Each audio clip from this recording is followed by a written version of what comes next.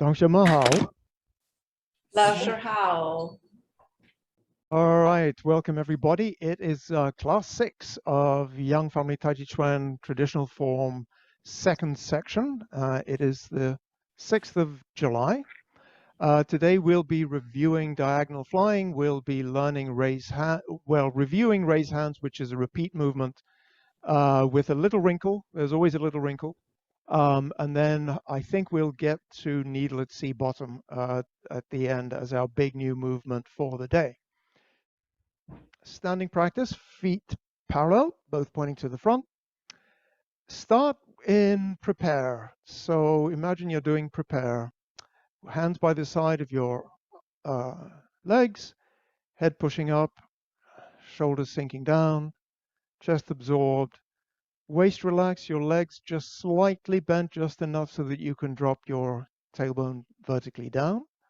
Raise the arms in a nice circle and bend the knees. And as you bend your knees, see if you have weight over the bubbling well of your feet. So weight equally distributed on the balls and the heels. So adjust the tilt of your torso at the waist, at the hip crease, if you need to fix that. So let's attend to our breathing first. Just see when you breathe in and out, if you can sense your abdomen moving. As you breathe in gently and naturally, your chest expands, your abdomen moves down. And in fact, you may feel the upper part of your lungs moving too, in the round about your shoulders too.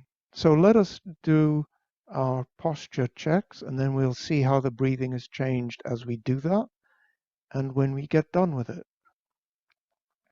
So lift up the head, feel the crown of your head pushing up, and then feel your head attaches to a magnet on the roof, on the ceiling, and everything else is sinking down, is hanging down like silk on a clothes hanger. The rest of your body sinking down.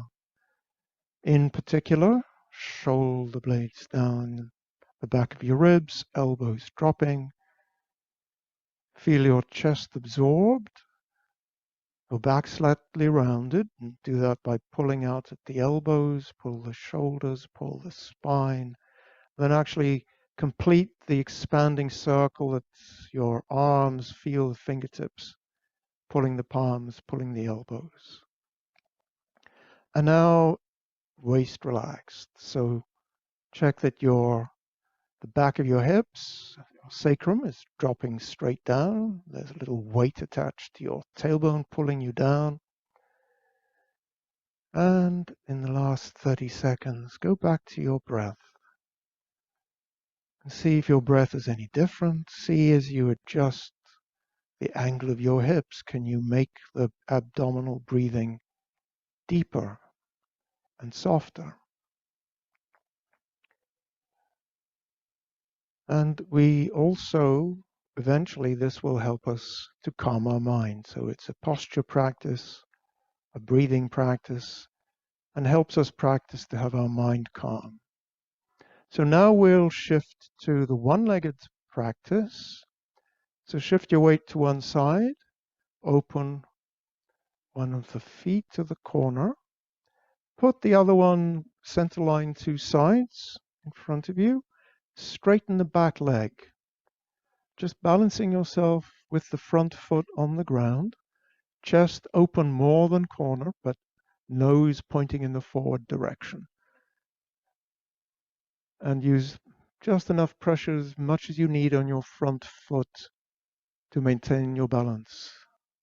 Feel the head lifting, shoulders sinking, elbows dropping, chest absorbed, waist relaxed, and feel the weight on the whole of your foot, front and back. Lean your whole body in the direction of your standing toe if you need to get the weight evenly distributed. We'll change to the other side. So sink down, pick up the front foot, put it down at the back, to the corner, shift over. Front foot out, straighten the leg, keep the foot down, looking straight ahead. Your chest and your arms open more than corners, so more than 45 degrees between the front direction and the direction that your chest is pointing. Head up, shoulders down. Absorb the chest, relax the waist. One of the things that will help us in our standing practice is to actually have everything sinking down. We get very tense when we stand on one leg, which affects our balance. If you can just practice this feeling of sinking, it'll help you stand on one leg later. So let's start working up to that. Change to the other side. So sink down, bring the foot in, other foot to the corner. Step out, straighten the back leg. Now bring the back foot in and touch with your tiptoes. If you're comfortable with it, lift the back foot off the ground just enough that you can put your toe down instantly if you need to recover your balance, because we're not really working on balance. We're working on posture here and slowly working on balance. Relax the waist, which is hard when your legs are straight. Feel your tailbone sinking down. Absorb the chest, big circle in the arms.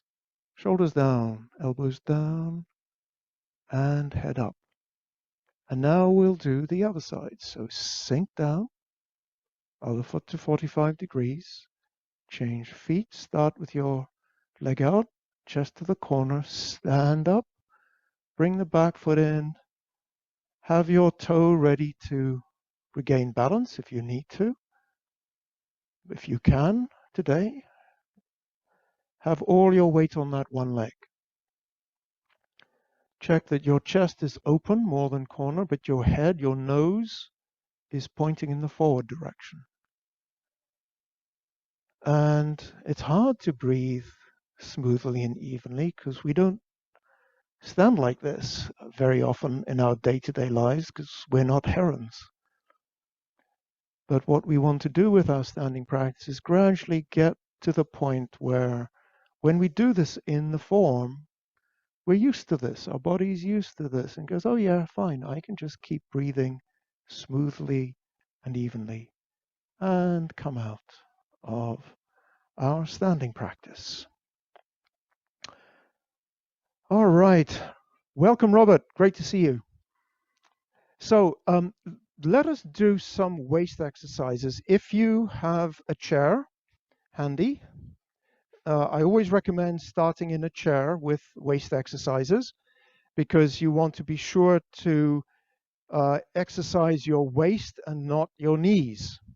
If you want, you can just stand with your knees bent, but I will do this sitting. So sit in your chair, sit on the front of your chair, and do your posture, right? Head up, shoulders down, elbows down, waist relaxed. And so we're going to go from one side to the other. We're going to do the horizontal movements first. So if you're mirroring me, I'm going to start to your left. You'll probably to the right. That's 1, 2, 2. Go as far as is comfortable for you. Don't overdo it. Do less, but more frequently, more days in the week, rather than trying cramming it all in one day. Okay, so that's what we call the horizontal movement. Now we're going to do the vertical movement. So we're going to go from side to side. My arms are out. You can keep your arms in front if you prefer, but it's easier sometimes to start like this. So I'm going to your left, to the right. Try and keep both your sitting bones on the chair. Keep the pressure even of your sitting bones. So you're just moving your whole body from side, your upper body from side to side. And now we'll go forward and back. So we're going to just push our sternum out and then bring it back. So forward, back, forward, back, forward, back, and two more, forward, back, and relax. So, what we're trying to do here is, that I can keep my shoulders in the same place and move my head around. So I can move my head from side to side like this. I can move it forwards and back, and my shoulders don't move. So what we're practicing here is the same kind of thing, but with our hips not moving. And now our chest is like our head and our hips are like our shoulders. So we're practicing to get the same amount of flexibility in what we call our waist, the lower back, as we have in our neck. So we've done the side to side. Now we'll do it at the diagonal. So start with your arms out, turn towards your left forward. So now go towards the left corner, right back corner, left front, right back. So now we're doing things on the diagonal.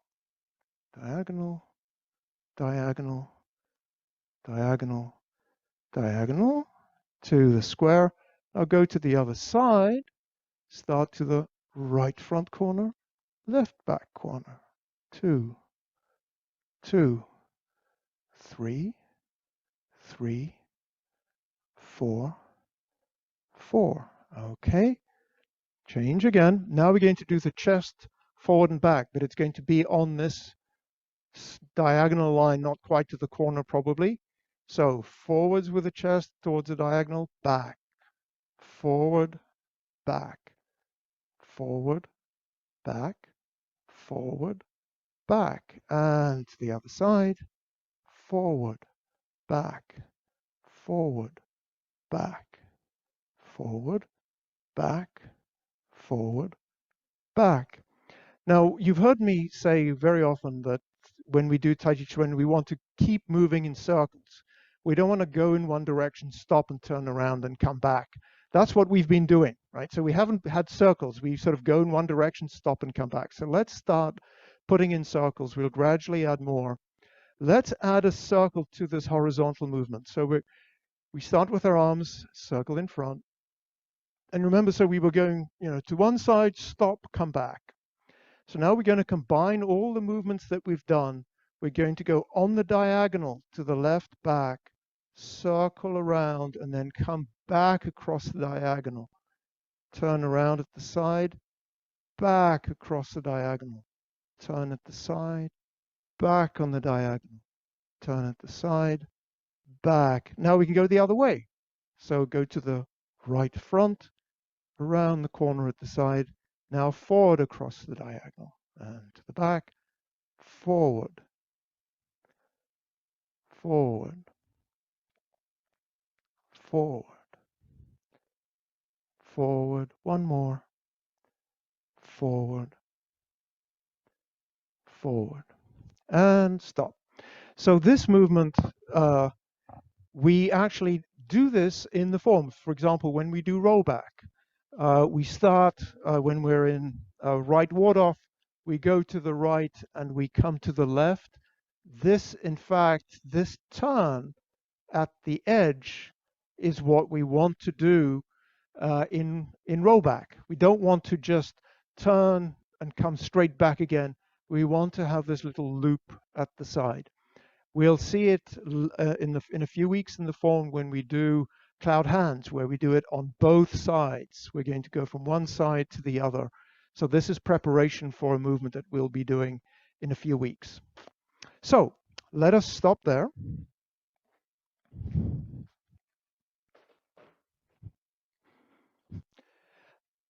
Let us practice the form together. We will start at the end of the first section. We've done parry, block, and punch. So we're in a right bow stance, right foot forward. We've punched out with the right hand, left palm in opposite the right forearm center, and we're going to do a parent closing up.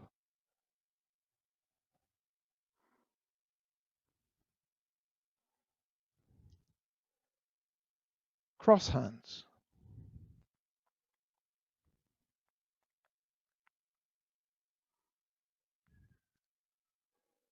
Embrace tiger. Return to the mountain.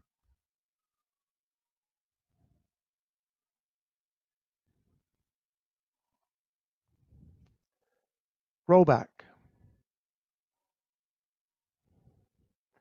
Press. Push.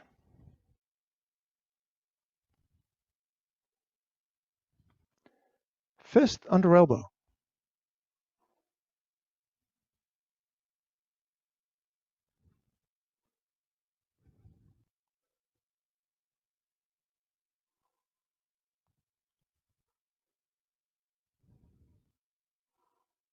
Step back. Repulse monkey. 1,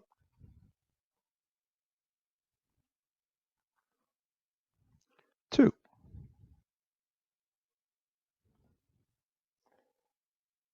3.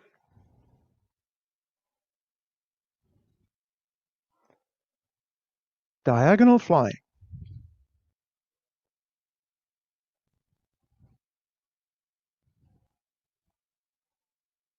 And stop. So that's as far as we went last week. Are there any questions? Okay, let's practice that again. And I'll turn around so you can see another angle. The reason I wanted to start with apparent closing up is just to make a connection in our minds between the arm movement in apparent closing up and in diagonal flying. So you've just done diagonal flying, and you remember there's this big circle with the right arm that comes in and then goes out again. We're going to start with apparent closing up, where in fact the left arm is doing that. The left arm comes in and goes out. So there's this resonance between these two movements with the arm coming in and going out. So let us practice again together. So we are at the end of parry, block, and punch. Left bow stance, left foot forward, right arm striking out, shoulder height, chest squared, left arm over right forearm center. I'll call some cues here and there just to remind you of a few things. Apparent closing up, yield forward, left arm comes to the left, shuttles under the right, and then comes out. Sitting back, weight both palms in front of the chest, and then push out forward, arms horizontal, leaning forward. Cross hand, shift back, weight, make a nice deflect with the right hand. As the arms come down, bring the right foot in parallel to the left, lifting both arms. Embrace tiger, return to the mountain. Shift your weight slightly to the left, pivot on to the right, pivot on the left heel now. Open the right arm, drop the left, right arm comes down, touch and step, brush as your foot flattens, push as the knee bends.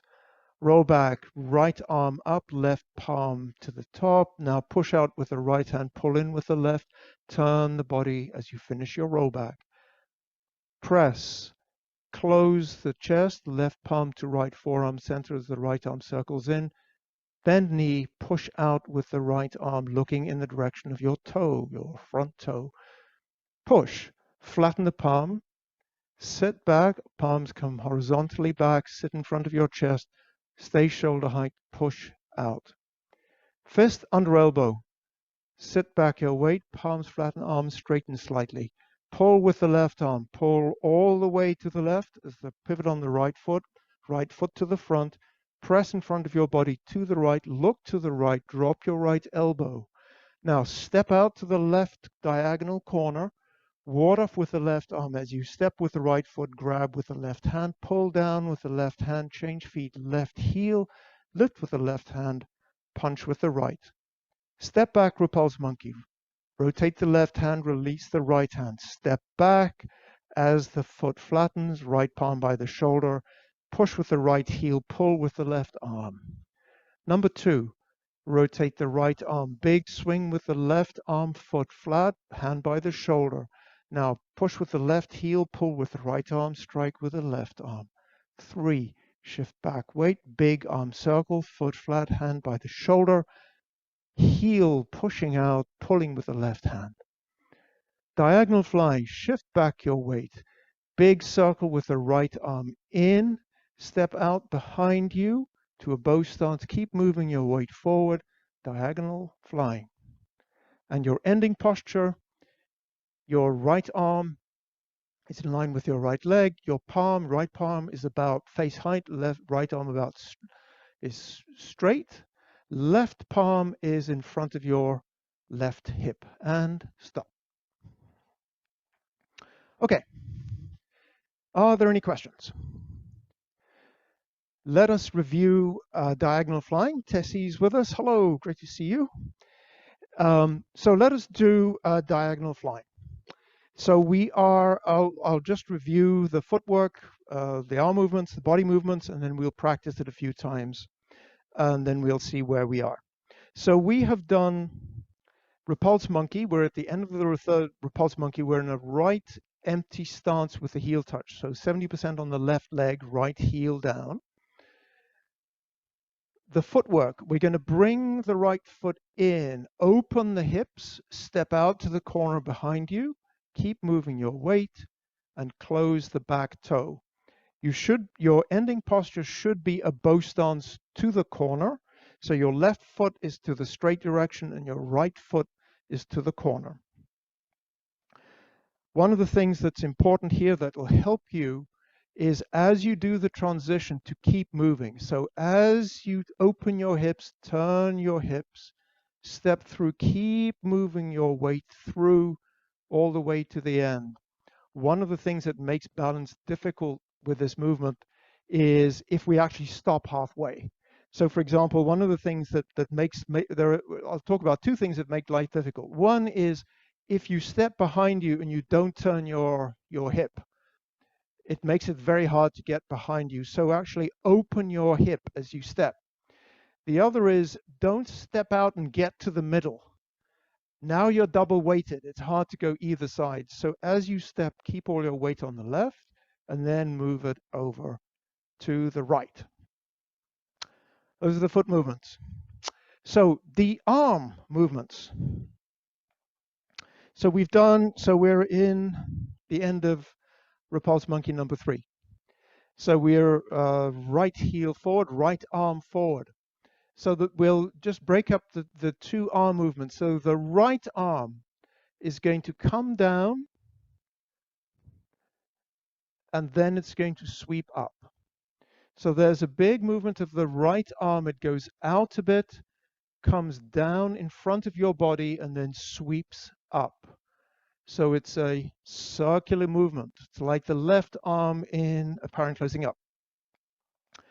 The right arm is going to, since we're closing down with the right arm, the left arm is going to close on top. So we're going to start with the left arm by our hips.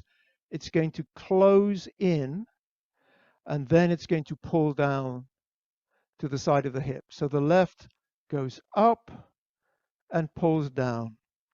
So let's just do those two together. Both arms open and close, and then open and pull down. So yin and yang is always there. So we've got an open and then a close and then an up and a down. The next thing that we want to check is how we're moving our body. So with the body movement, let me do it this way. So we're starting in repulse monkey. Our chest is off to the left corner. As we close our arms and step out, when we step out, our chest has already turned through 90 degrees. So I've gone from here to here, 90 degrees, and then I move another almost 90 degrees. So there's a big movement of the chest. Let's do that together. So diagonal flying, pull back, turn the chest as you step out. Keep turning the chest as the arm lifts. So the ending posture for this, the relative position of the chest, if you're to the corner, your arm is to the corner, your chest is not square to the side, to the front, or to the corner. It's in between. So you want to make sure that your arm, that you're not too open here. You want to have some sink left in your chest as you do that movement. And then the looking direction is we're looking in this direction to the side. As we close, we just follow our left hand around and come up. Okay. Last thing to think about is some of the methods that we use a lot. And I think one of the methods that's really important here is coordinating upper and lower body. Actually, all of these principles are always important. But in this one, it's quite important. So let's just look at the coordination points. So the first coordination point is we're going to circle the arms when the heel touches, the arms are closed, and then when we finish, the arms are open. What I also want you to feel as you're doing that, what the energy for all this is coming from the legs, the rooting of the feet and the power in the legs. So all my weight's on the left, I root with my right heel, I start moving the weight, and when I finish, I've got 60% on the right. So there's a movement of weight from the left to the right that's driving the arms coming open. That's diagonal flying. Are there any questions? So let me just get a sense, sort of just an informal poll. How do you feel about diagonal flying? Is it like, yeah, or is it okay, or is it no? I'm seeing thumbs up, thumbs up. I'm seeing thumbs up. Yep, okay, good. So all the thumbs I saw were pointing up. So we will move on. This way we can actually spend a good amount of time working on needlet C bottom. So what we're going to practice first, we've done diagonal flying. Oh, let me ask this question. Would anybody like me to review the accommodations in the footwork if you can't quite get your footwork across? Does anybody have any requests about that? Nope. Actually, one thing I will say that Marion reminded me of last week is it's sometimes quite difficult to know exactly where to step. So when you're in your, you've done your repulse monkey, and you're going to step behind you, you want to end up in a bow stance. Where do you put your right heel down? One way that I found works for me is I get into this position that I want to be with my left foot pointing to the side. I step into a bow stance and I make a note of where this heel is. So I put a piece of masking tape down. Then I can actually just rotate on my left heel and I have a target. I know where I have to put my right heel to bring it around to get into a bow stance. Because with life and with Tai Chi Chuan, we have the Goldilocks problem. Sometimes our bow stance is too narrow and sometimes it's too wide. So this is a way of practicing to get the bow stance exactly the right width. Okay. Some of us, it looks to me as if we're stepping out to here and we end in this kind of like open hip posture and then we move forward. So when you step across, try to step out with this leg more or less straight and then shift your weight evenly across. Don't have a freeze frame in the middle that looks like this. The other thing to just watch out for in bow stances is when you're in your bow stance, check that you can see all your toes when you look down. Because I think there's a temptation to actually have our knee too far forward in the bow stance, particularly if we're nice and loose, then we can do it, but avoid that because you don't have as much strength. The other thing that I want to just point out, I wasn't clear enough about it, is the coordination of the palms. Again, this may just be a video issue, but video angle issue. What I was seeing with some of us is when we come here, that the left palm is sort of going over the right wrist. So what I'm seeing is this, or let's do it from this direction. I'm seeing this here. What we're trying to do is that the left palm goes over the right forearm center. In the same way, when we do ward off left in the hand form, it's palm across the forearm center. Again, this is the same thing. So the left palm will come over the right forearm center as you lift up. And as our teacher Nancy Lauscher would say, that should be an easy fix. All right. So let us do raise hands.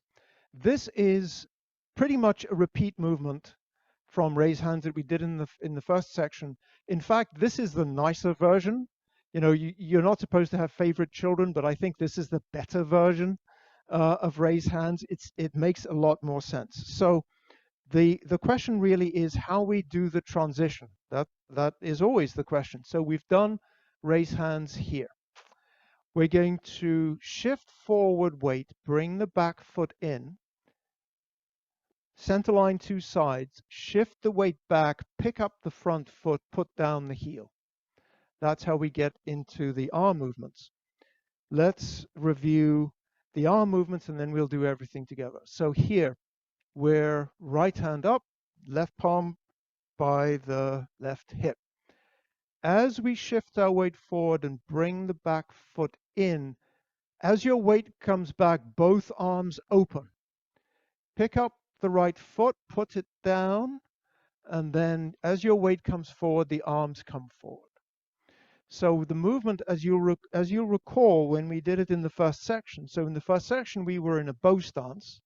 We shifted our weight, both arms open. The right arm was higher than the left. Bring the right foot in, heel, roots, and then turn. So this one feels to me a little bit easier. Your right arm is already higher than your left, so you know to do that. What's really nice about this one too, that I want you to focus on, is the weight shift. So remember when I was talking about diagonal flying a few minutes ago, it was like this wave going from the left to the right. Here actually the wave goes forward and then comes back again. So let's do that. I'll face away from you. So when I'm in this position, I'm going to yield forward. And in fact, I'm going to reach out a little bit with my right arm as my weight comes forward. Back foot comes in, center line to sides. Now, as I move my weight back, pushing with the right ball, both arms open. Then as I root with the heel, both arms come forward. Let's do that again. So we're here in diagonal flying. Shift weight forward. Bring the back foot in. Shift weight back, both arms open. Pick up the right foot, heel touch, arms come forward. Now that we've done the arms, let me just go back to the feet to just underline why we're doing it the way we're doing it. So what we want to do is end up in an empty stance going in the forward direction. So we bring the back foot in so that the heels are one line, two sides. I push back with the ball. I can pick up my foot, just rotate my leg and put my heel straight down because I am center line, two sides. So that's why we bring the back foot in, pick up, and heel touch. It may be if your diagonal flying angle is not quite to the corner, but you're less than corner, you won't have to bring your back foot in so much. You want to bring it in enough that you have center line two sides going to the forward direction, so that when you pick up the front foot, rotate, put down the heel, your center line two sides. Okay, then the next thing I want to talk about is the body movements, the waist movements. One of the things which you might recall from when we did raise hands in the first section is that, in fact, you know, the arms open and then they close. But because what you're doing is you're trapping your opponent's you're actually catching your opponent's hand and breaking their elbow, there's a close here, and the close comes from a waist turn. So yes, your arms are coming forward, but always remember to do this waist turn. So let's think about the waist turn and the body movement as we try it again. So we're at a diagonal flying bow stance to the corner. Shift forward, weight, bring the back foot in center line to sides. Open as your weight goes back. Arms start coming in, heel touch. As you come forward and your hands come forward, turn your chest open to the left. Your ending posture should be like this. The right hand, palm, the fingertips are probably about nose height. The hand is tilted in slightly. It's not vertical, it's tilted in slightly. The left arm is also tilted in slightly, and the tiger's mouth of the left hand is pointing at the right forearm center. This is just the standard raise hands. And the reason for the waist turn is, in fact, if you straighten your chest, your hands would be like this. If you do the waist turn, you get this offset. So that's why we do the waist turn, to get this offset here. Okay, let's do that together 3 times, and we'll see if there are any questions. So at the end of diagonal flying, raise hand, step forward, yield forward, shift your weight back, arms open, coming forward, arms close, root with the right foot, waist turn as the arms close. And again, diagonal flying, ending posture. Raise hand, shift forward, arms open as the weight comes back. As the weight starts going forward, shift the weight forward, waist turn, ending posture. Looking over your tiger's mouth in the straight direction. One more. Shift weight forward, open the arms, heel touch, and close. Okay, that's a repeat movement, and I'm not going to spend too much time in it, but are there any questions? Nope, no questions. Good. So actually, after this, we've done raise hands. It's the same as we did before. We're going to do white crane spreads its wings, left brush knee, and then we'll do needle at sea bottom. So let's actually do those movements together to get us to the next one. So we've done diagonal flying. I'll go in the same direction that you would be going in. So we're doing diagonal flying. So 12 o'clock is in front of us, 3 o'clock there is between 12 o'clock and 3 o'clock, diagonal flying. Raise hand, step forward, shift forward, weight, bring foot in, open arms, change footwork, heel touch with the right waist turn. White crane spreads its wings, rotate both palms, one up, one down. Arms swing, look to the side, heel touch as the arms close. Shift your weight, arms open, empty stance, ball touch with the left. Left brush knee, rotate both palms, swing the arms down and up and down, heel touch to the back, brush and push. So here we are. From here, we're going to do needle at sea bottom.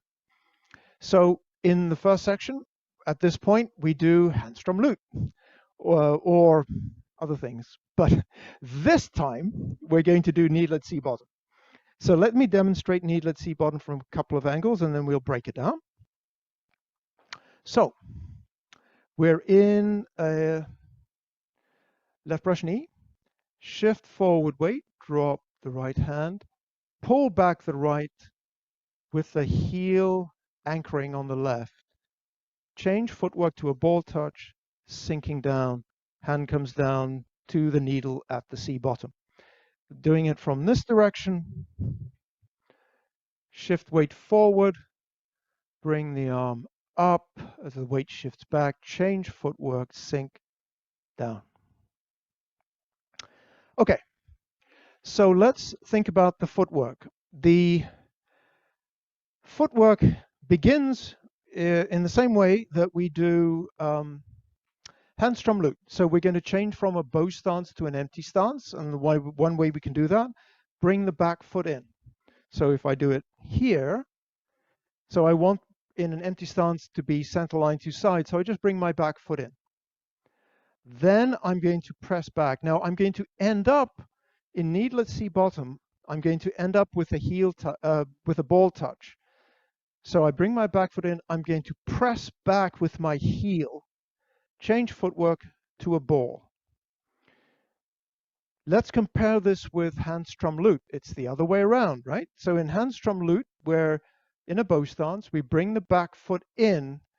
We're going to press off with the ball and land on the heel. So you've seen this pattern. This is the fundamental footwork that we do in Young style. You go from heel to ball or ball to heel. And so in this case, we're going to push back with the heel. So that's the footwork. The arm movements. So what we're going to do here is the first thing we do is just like in Handstrom Lute. As the back foot comes in, the right hand goes forward and drops slightly.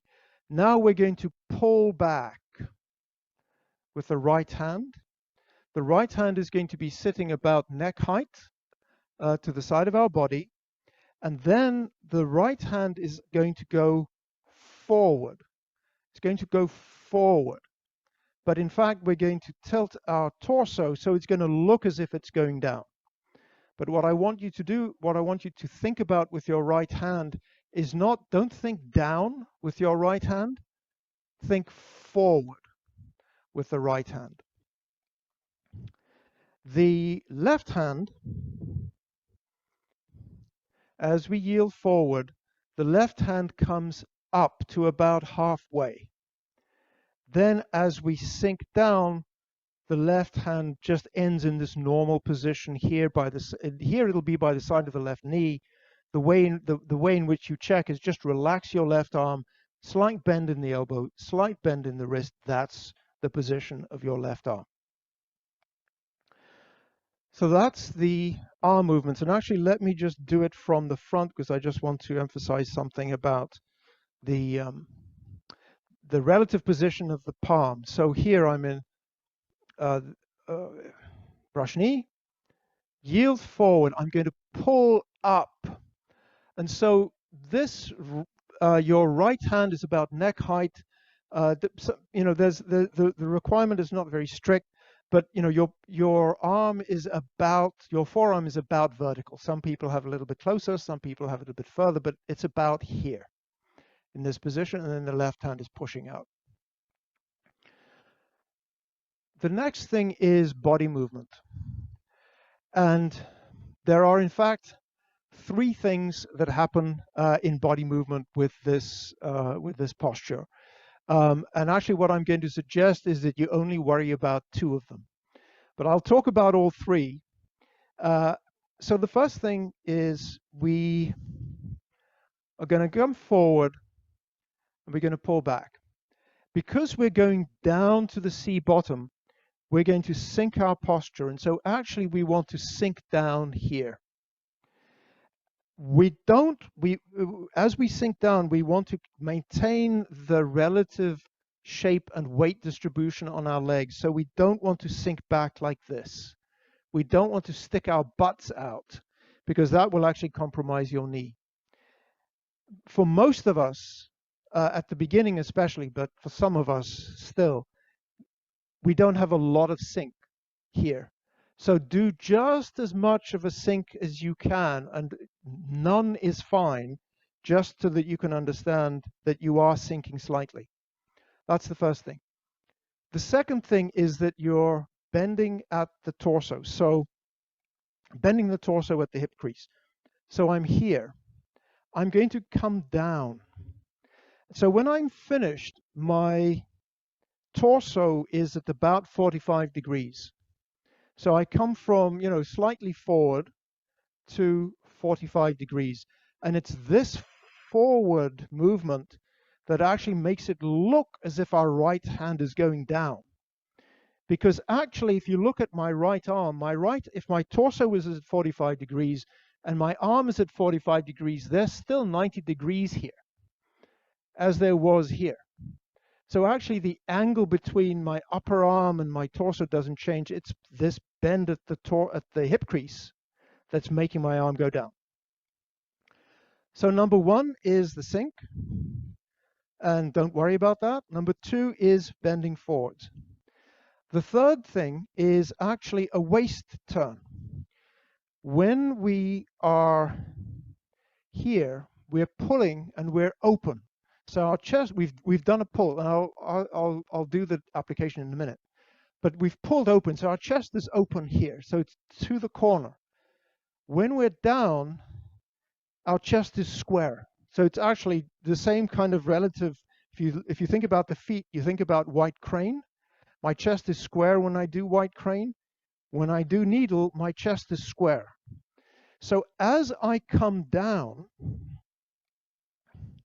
in needle at C bottom, I'm both bending forward and turning my waist.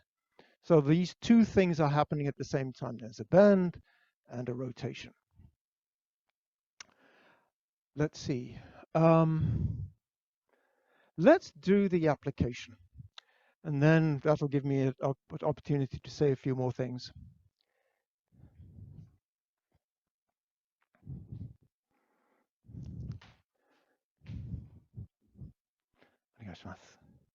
All right, so I'm going to imagine that my opponent comes in and grabs with the right.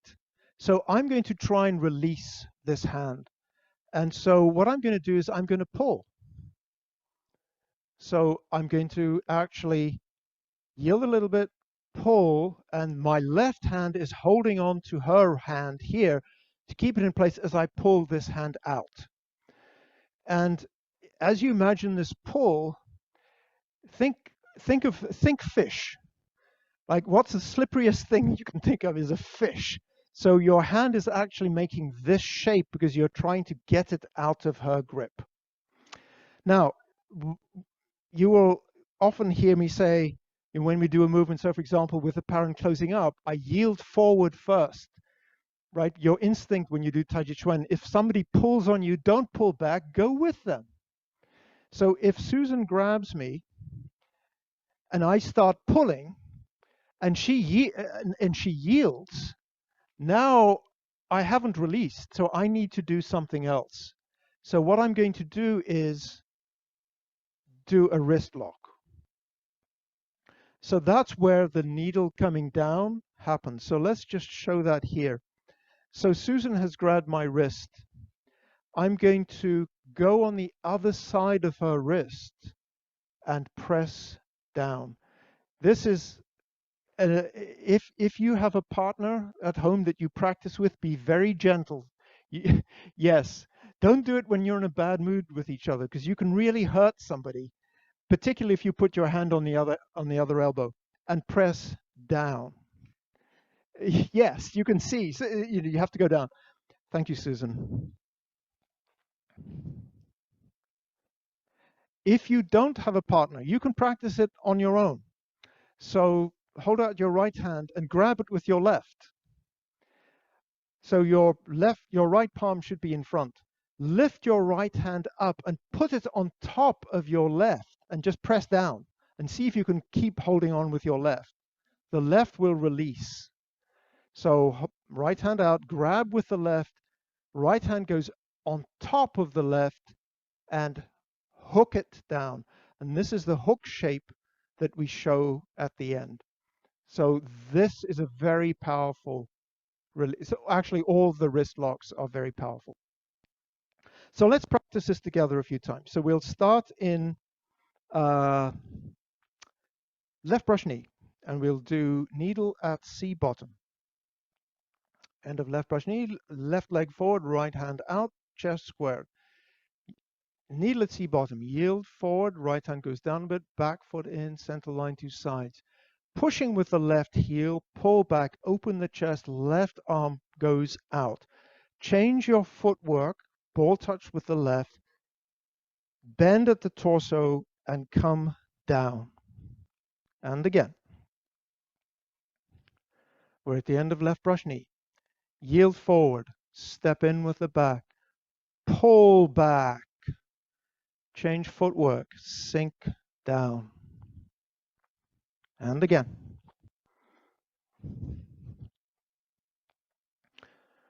At the end of left brush knee, left bow stance. Needlet C bottom, yield forward, bring the back foot in. Pull back, pushing back with the heel. Change footwork. Right hand goes down, left goes down 2. And finish. One more. At the end of left brush knee, needlet C bottom, yield forward, step in, pull back, chest opens. Change footwork. Turn your chest, bend your torso down. And stop. We'll do this a few more times, but now that we've done it a few times, I just want to make a few other remarks, things that I haven't covered before, or covered yet. The first is just underline the relative positions of the arms.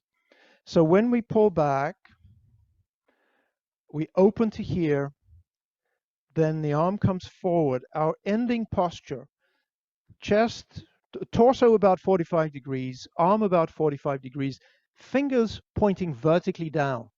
So you've actually got 45 degrees, actually more than 45 degrees. No, actually, yes, it's 90 plus 45, 135 degrees when you're doing, so the fingertips are straight down. The next thing that I haven't talked about is the gaze. So what we usually say is when we do the movements, we look in the direction of the leading hand or the direction where the opponent is. We're looking, keeping a wide gaze, looking straight ahead, usually about the horizon. There are exceptions. So for example, when we do diagonal flying, we're looking up. So we're looking over our fingertips. We're not looking straight, we're looking up a bit. And we communicate that by actually lifting our head. When we do needlet C bottom, because our opponent is, we're doing something down, we're looking down, but I want your head to be looking parallel to your arm. So, 2 yards ahead of you is where you're looking. Don't look down like this, but don't keep your head up either. So you want to just be naturally looking out. When we think about our standing practice, so we say lift, feel this, your top of your head lifting or something pulling up at the top of your head. When you're doing this at the end of needlet C bottom, you've still got that pull at the top of your head. You're looking down a bit, but there's still an up out of the top of your head. Are there any questions? Yes, your left hand, does it kind of, where is it positioned on your left leg? Is it outside your left leg, in the middle of your left leg, and the inside? Excellent question. Thank you, Sharon. Yes. Where is your left hand at the end of the movement? The short answer is it's at the side, but let's work through it. So we're coming up, so it's just lifted up. As I come down, it's straight down by the side of my left leg. So when you're down, just relax your left arm and then sit your elbow in your wrist a little bit. That's where you want it. So it's by the side here in a natural position. If you look at it from this angle, if your torso is down 45, for me, it's sort of just diagonally up from my knee.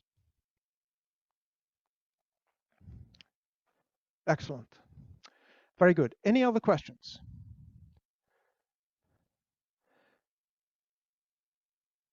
Right. Very good. So let's do this a few more times and then we'll put together the whole sequence once or twice. So we are starting at diagonal flying. No, we're not going to start diagonal flying. We're going to start at left brush knee. Left brush knee going into needlet C bottom. Yield forward, right hand drops, back foot comes in. Pull. Change footwork, come down.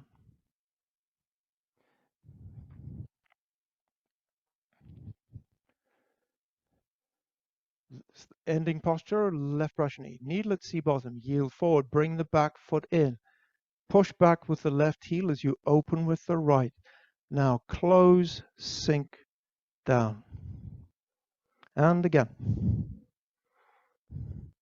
Shift forward weight, back foot closes in. Open as you pull up. Change footwork, torso bends, chest turns, and finish. Another thing to think about is when we're going back to the footwork and the relative position of the feet. So when we are in, yep, this will do. Yeah, I'm going to bring my back foot in, and you remember I had Susan here, and I was trying to pull back. So I want to have leverage. I'm going to use my left heel as leverage to essentially pull against. For a comparison, when we do step back repulse monkey, again, you're using your heel to do the pull with repulse monkey. Same principle here. But what you need to attend to is when you bring the back foot in, bring it in more or less in a straight line. Don't bring it forward. Just bring it in. If you bring it forward, you'll find you really don't have a lot of leverage with your heel because your feet are too close together. So when you come in from your bow stance, just bring the back foot in and push back. Okay, let's start at diagonal flying.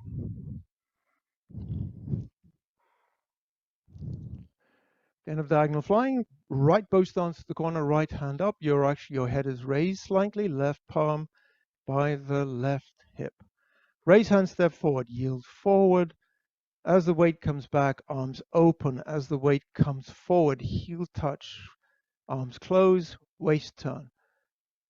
White crane spreads its wings, both arms pull down, look to the side, change footwork, heel touch, arms close, shift your weight, look to the side, one arm up, one arm down, left brush knee.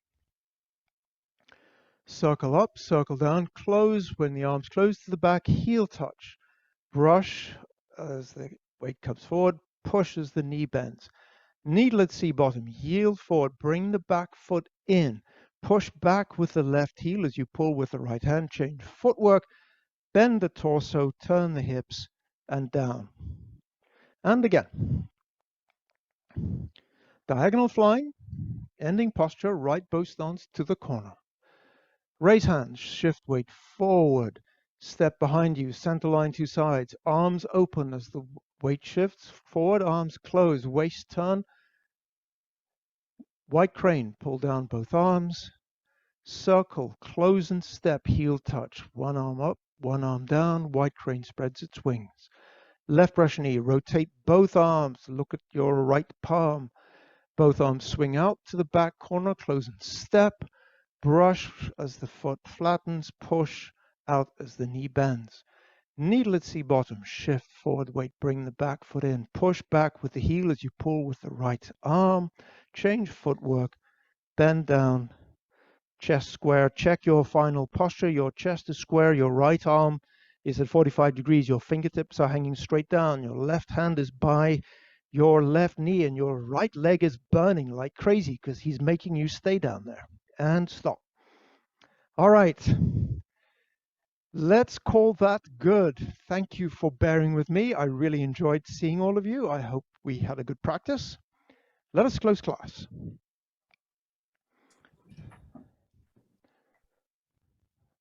同学们，再见。Sure. 再见。